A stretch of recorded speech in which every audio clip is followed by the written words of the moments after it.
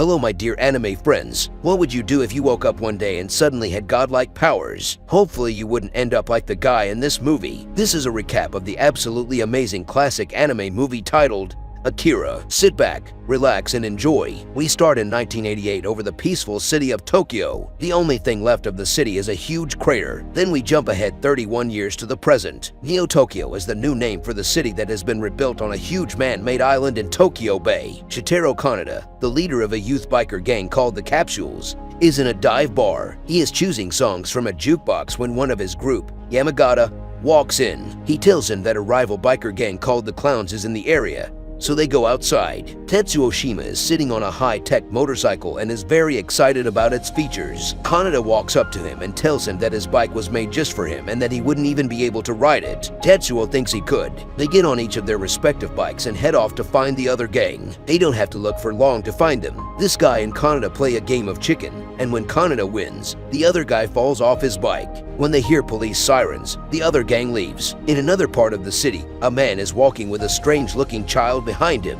When he tries to get through the standstill traffic, two police dogs attack him. After taking care of them, he walks into an alley. Then, by accident, he walks into a protest area that has been closed off. He is in the spotlight, and the police tell him that he can't be there. Now, we can see that the man is bleeding a lot. He tries to get away, but in the process he shoots at the light, so the police have to shoot back. They light him up, but then they are told to stop because he has a child with him. He tells the kid to run and look for a person named Rio. He will help him now. He tries to buy the kids some time by pointing his gun at them to get the police's attention. As the police shoot back, the child looks horrified and screams. When he screams, the lights and glass in the buildings around him explode. In the middle of all the chaos, the child disappears. In the meantime, the Capsules are chasing the other gang into a tunnel, and one of them throws a Molotov cocktail behind them to try to slow them down. Kaneda comes to a stop, but Tetsuo keeps going after him by himself. As Tetsuo keeps up with them, one of the rivals takes a wrong turn,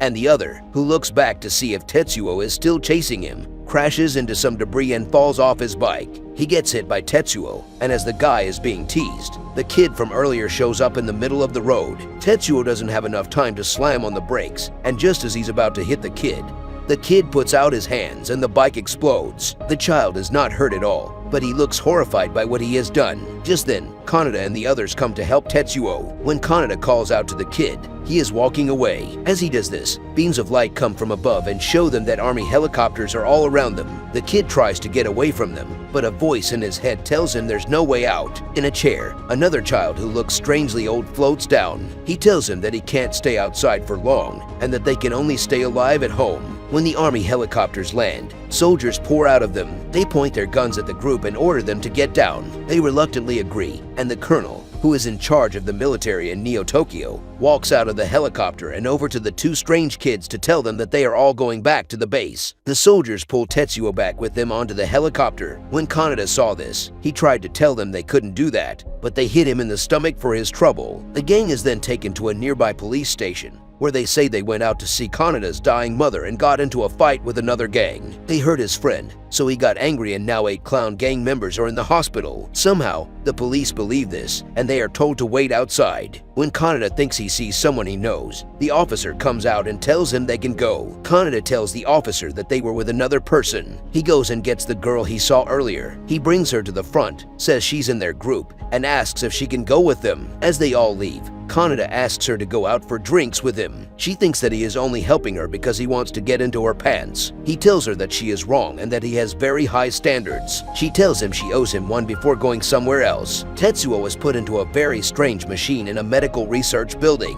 When the colonel walks in, Dr. Onishi shows him to one of his rooms. The doctor tells the colonel that he is getting some very special readings from the boy's mind. He says that he has never seen anything like this kind of accelerated psychic growth before. He thinks that the bike accident the day before must have given him a psychic link to the kid who was hurt in the accident. This must have done something to bring out his secret abilities. The colonel asks if the boy could have powers like Akira, and if he did, would they be able to control them this time? The doctor says that if they go slowly and think things through as they go, they should be able to handle it. The colonel says that they must dispose of him if his powers start to get out of hand. The name Akira is spoken to Tetsuo from inside the machine. In Tetsuo's room later, a nurse brings him food. When she walks in, it's totally empty. Hiyori, who likes Tetsuo, is doing her laundry somewhere else. As she walks out of the room, the door at the end of the hall opens, revealing Tetsuo in a hospital gown. As they eat outside, he tells her that he felt like they were messing with his head when he was in there. He has no desire to go back. He says that they should both run away to a faraway place. The next day at school, Kaiser tells Kaneda that someone is stealing his bike. They run up to the window and see that the thief is Tetsuo and that Kiori is sitting in the back seat. As they drive, they pass through the clown gang's territory. They keep going, but Tetsuo can't keep the bike's speed above 5,000 revolutions per minute because he doesn't know how it works. So it stalls. Kiori gets off when they stop and sees some bikers behind them. One of them hits her, and when Tetsuo goes to see if she's okay, he gets hit in the back of the head with a pipe by another one of them. They molest Kiori and hold Tetsuo down. When the capsules find them, they are about to burn out Kaneda's bike. Two of them flee, but one goes the wrong way and gets knocked off his bike by Kaneda. Shortly after that, Kiori wakes up and sees Tetsuo beating one of the bikers up. Kaneda tells him to stop because if he keeps going, he'll kill the other person. Then he says that this whole thing happened because he went for a bike ride just for fun. Tetsuo tells Kaneda to stop telling him what to do and that he is tired of him always coming to try to save him. Tetsuo is about to storm off when he gets a terrible headache. He hears the name Akira again, and images come into his head. He screams that he doesn't know who that is, and then he falls to the ground, having more scary visions. We can see that the army is keeping an eye on him. The head doctor gives the order to bring him back. They stop and run over to him, where they quickly inject something into his arm. They start to hold Tetsuo back, and when Kaneda tries to run to him, one of the military guards knocks him down. The truck from the army drives away. Later that night, as they are all hanging out, a nearby explosion causes panic. When Kaneda sees the girl from the police station running away, it makes people start to leave the affected area. He leaves his friends behind and runs after her. He follows her until he finds her in the sewers of the city, where police officers see her. She shoots at one of the officers, and they start to shoot back at each other. She tries to get away, but the man has her right where he wants her and tells her to drop her gun. When a second officer comes closer, Kaneda runs down from above and charges the officer, knocking both of them into the water. The other officer that was coming around aims at Kaneda when she shoots the man, killing him. Kaneda runs up to her and tells her they have to leave right away. We see elsewhere that the colonel is in a top secret place. He puts on a coat and takes an elevator down to a very deep level. When they get to the bottom level, it is freezing. The colonel walks up to a big door and tells one of his soldiers to open it. The door starts to open, and ice breaks off as it does so. When they step inside, a huge frozen chamber is revealed. Tubes lead to a big metal building with a plaque that says Akira. In the meantime, we found out the name of the girl Kaneda has been after. It's Kei. Kaneda is trying to get her to turn herself in for killing the cop earlier while she is opening doors to find someone named Ryo. He says he'll go with her to the station, and when she gets out of jail, they'll go out to dinner together. They hear footsteps coming up behind them as three men come around the corner. Kei goes up to a man, whose name we find out is Ryo. He wants to know who Kaneda is. He tries to get out of it by saying that he is the boyfriend of Kei. They think he's a spy, but he says he's not. Then he falls through a door and gets locked in another room. They are talking about their new mission, which is to sneak into the military lab and get information about a new test subject. They hear a crash coming from one of the vents, and when they look, they see that Kaneda just hit his head on something. He's taken out of the vents. Should I kill him? One asks. He tries hard to tell them that the person they are talking about is his friend. When the military took him, he was there. They all agree to let him in. Besides, if nothing else, he can be a good decoy. Sometime later, they dress up as workers and get into the building. Tetsuo starts to see these funny characters in his hospital room. Then these giant toys attack Tetsuo and try to kill him by messing with his sense of what is real. As he runs away from them, he steps on a broken glass cup that had fallen to the ground and cuts his foot. As blood pours out, the big toys run away in fear and start to fall apart, revealing the people who have been in charge of them the whole time. He starts to realize that he has some kind of power and escapes from his room. Guards and a doctor find him outside and try to move him to another room. Tetsuo has different plans because he wants to get even and no longer knows what is real. In the meantime, the group is moving through the sewers of the building. A small aerial patrol vehicle sees them as they walk through the sewers. When one of their own gets shot, a violent shootout starts. As the plane goes back to make another pass, the pilot calls for help. Kei takes the gun from the dead member and fires at it, knocking out its steering. It then crashes into a wall and blows up. As a second vehicle approaches, Kaneda jumps on it in midair causing it to crash into the water. He then takes control of it and shoots at a third vehicle. He gets on and starts driving, then grabs Kei and makes her come with him. As they are flying through the air, they hear on the radio that Tetsuo has gotten out of his room and is going to a place called the baby's room. We cut to the military forces doing their best, but failing to take Tetsuo down. He finally breaks into the baby's room and finds the people who attacked him earlier. As his power grows quickly, he has no trouble dealing with the older kids and knocking them back. One of them uses their psychic powers to try to kill him by throwing him into the wall. After this, they run away and hide in a room farther back. Tetsuo barely feels the pain that would have killed a normal man. He keeps going after them into the room. Over in another place, Kaneda starts to get directions from Kei, who is being controlled telepathically by one of the girls. Tetsuo finds them and faces them down. Now that they are all together, we find out that the child in the chair is called Masaru. Kyoko is the one inside the glass, and Takashi is the other one. The two decide that they might have a chance if they attack Tetsuo together. When the colonel and the doctor show up and tell them to stop, they are already in the middle of a psychic battle. The doctor tells Tetsuo that his power hasn't fully developed yet. If he goes too far, he could hurt himself in a way that can't be fixed. Kyoko starts to talk to Tetsuo through telepathy and tells him about someone who is even more powerful than he is. That person is named Akira. Tetsuo says that's him. That's the person who's been in his head and shown him visions. He insists on finding out where Akira is. When Tetsuo starts to attack them, the children try to run away,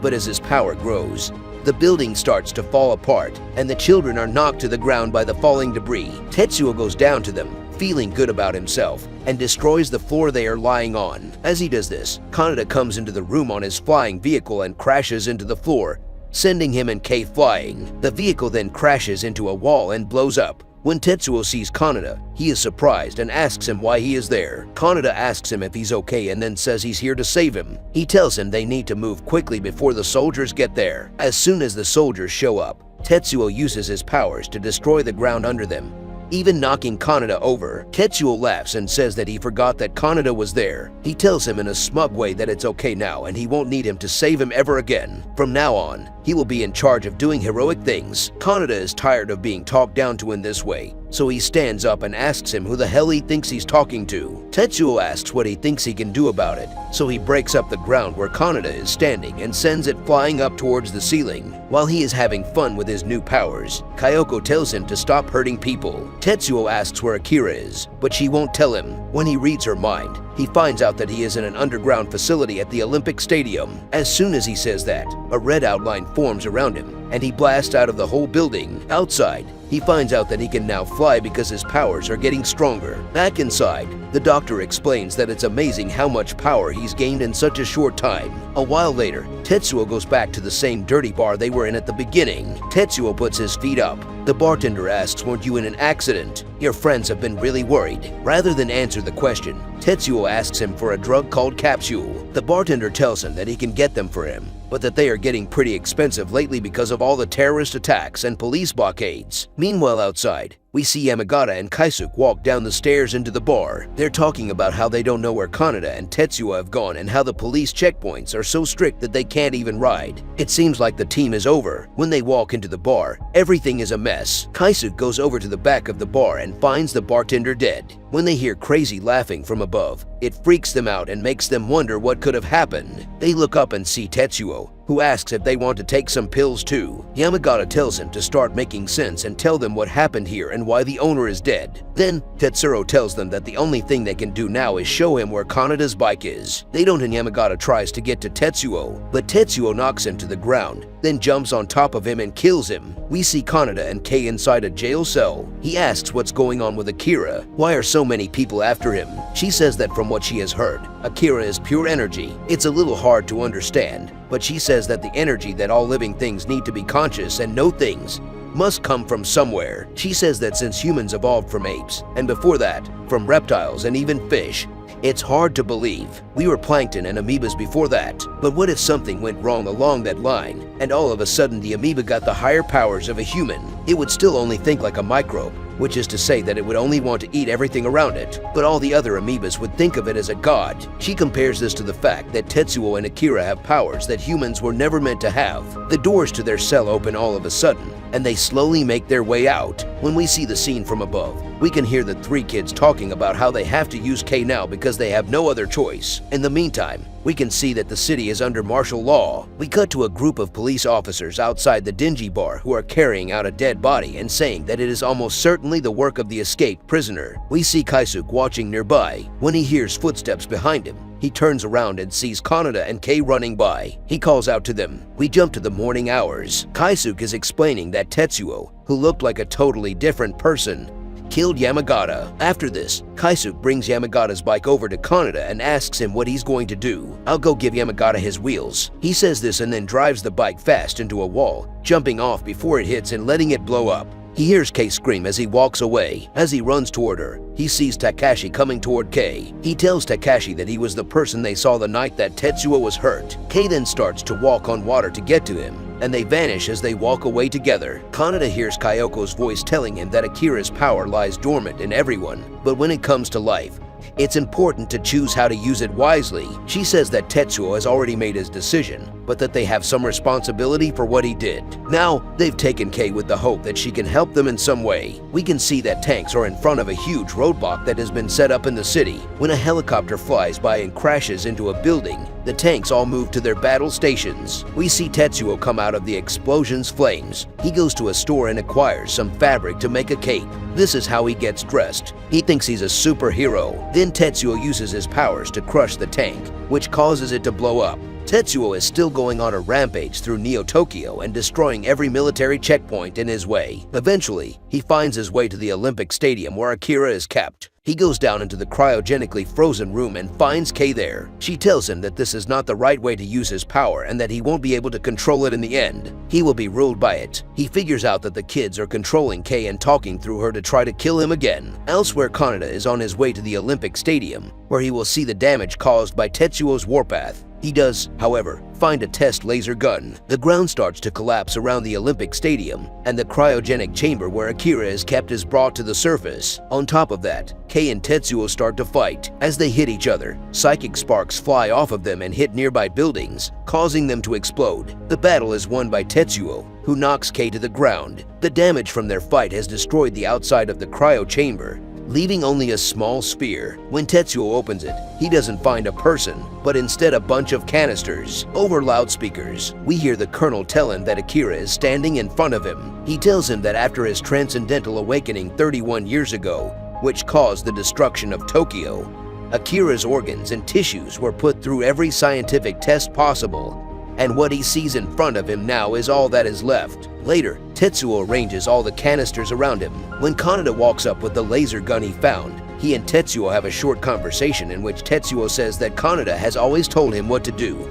Even when they were young, he would just show up and start telling him what to do every time. When Tetsuo gets angry, Kaneda shoots his gun at him. Tetsuo blocks the shot with his powers, but Kaneda hits him in the back and he falls backwards down the rubble. Kaneda runs over to fire a second shot, but Tetsuo moves out of the way and it misses him. Tetsuo starts to play with Kaneda by lifting him and everything around him into the air. This makes Kaneda panic and he fires a shot, which somehow hurts Tetsuo. Kaneda starts to hide when he sees Kei, but he makes a mistake by calling out to her. This lets Tetsuo know where he is, and he blows up where he was hiding. Then Kaneda fires a shot through the wall. It hits Tetsuo and blows up a lot of dust. As Tetsuo clears it, he sees Kaneda coming at him from a weird angle. Kaneda takes the shot, which hits Tetsuo right in the stomach. Both of them are surprised by how little damage it does. Kaneda fires a second shot, but it doesn't do any damage. It turns out that the gun's battery is dead. He throws it on the ground and tells Tetsuo that it wasn't fair and that he needs to fight with his bare hands. Tetsuo starts to make fun of him by asking if he knows what it's like to be weak and helpless right now. Tetsuo wonders where the light is coming from when it starts to surround him. We cut to a high view and see that the light is focusing on a single point right where Tetsuo is. Back up, we see that the skin on his arm is starting to melt off just before a huge explosion rocks the area. We jump to the colonel, who asks if they're on target. It turns out that he gave permission for a high-tech orbital laser to be used against Tetsuo, and he is now getting ready for a second shot. After the battle is over, Tetsuo crawls out from under the rubble and is shocked to see that the laser has completely destroyed his arm. Kaneda is trying to kill him by dropping a rock on him from up high. When the laser starts to light up the area again, Tetsuo forms a shield around himself and Kaneda to protect them from the worst of the attack. Tetsuo follows the beam into space, where he finds the Sol spaceship and destroys it by bringing it down into the atmosphere of the planet. Pieces of burning spaceships fall from the sky over Neo-Tokyo. We then cut to Tetsuo making a new arm for himself out of scrap metal and other things he found in the rubble. We've seen the Doctor look at Akira's psychic patterns. When put together, they look almost the same. After a while, the scene changes to the Olympic Stadium, where Kaori can be seen walking up the stairs. When she gets to the top, she can see a throne behind which are samples of Akira. Then she hears Tetsuo screaming in pain, so she runs over to help him. At the same time, we can see the Colonel walk into the stadium. He found out that the Doctor was hiding how similar Akira and Tetsuo's psychic patterns are, and he is afraid that a disaster like the one that happened 31 years ago will happen again. He gets to the throne with Kaori's help. When she sees his arm and is shocked by it, he tells her that it doesn't look like much, but it does the job. Again, he starts to cry out in pain when wires start coming out of his arm and getting stuck in the chair. When the Colonel arrives, he asks Tetsuo if he's hurting. Tetsuo tells him to go back to the lab and get more of that medicine for him. When the Doctor starts to tell the Colonel through an earpiece that it looks like his psychic powers, which have been held back by the drugs, are finally starting to come out, and if that happens, he might not be able to control the powers that come out so quickly. The Colonel wants Tetsuo to go back to the lab so he can get the right care. If he doesn't, he may die. Tetsuo laughs at the idea, saying that the Colonel would just shrink up like those kids before being sent back. He starts walking toward Kaori, begging her to get that medicine for him, but the Colonel shoots him in the arm, sending him flying back several feet. As he tries to get up, we can see that his arm is made of both flesh and metal that has been merged. He throws his arm at the Colonel, and it immediately wraps around the Colonel's whole body. This time, we see Kaneda when a light beam goes through the arm and makes it go back into Tetsuo. He fires another shot with 2 batteries down below. When Tetsuo jumps up and slams down next to him, Kaneda rushes away from the crumbling area and stops when he sees that debris is about to fall on him, but it lands perfectly around him, and Takashi, who has been protecting him, floats down near him. Then, we see Kyoko and Masaru walk over to where Akira's remains are still lying. Takashi joins them. Tetsuo tells them they haven't learned their lesson yet, and he's about to attack them when Kaneda shoots him in the arm to get his attention. Tetsuo starts writhing in pain on the ground. Suddenly, what happened to his arm before starts happening to his whole body because his growing power can no longer be held back. He starts growing to a grotesque size. Now that his body is growing on its own, it pulls Kaori into itself, and when the ground collapses, Kaneda is also sucked into him. Tetsuo begs Kaneda for help, saying that he can feel his body crushing Kaori and that he can't stop it. Kaneda gets his gun out of his hand and shoots his way out. He couldn't get it done in time to save Kaori though. As the huge mass of flesh moves toward the children, they don't care. The jars with Akira's body parts in them then blow up. A light comes from this. It starts to come out, and for the first time we see the young boy Akira. From him, a blinding sphere of light starts to grow, like the one we saw at the beginning of the movie. Kyoko saves the Colonel and sends him far enough away from the spear to be safe. It starts to eat away at Tetsuo, who calls for help from the Kaneda. Kaneda, being the good brother that he is, tells him to hold on and tries to help him before getting pulled in by Tetsuo. Takashi is about to follow him in when Kyoko and Masaru tell him that he will get stuck if he does. Takashi says that none of this is his fault and follows Kaneda into the space. Kyoko and Masaru decide that they won't be able to get out on their own, but if they all try,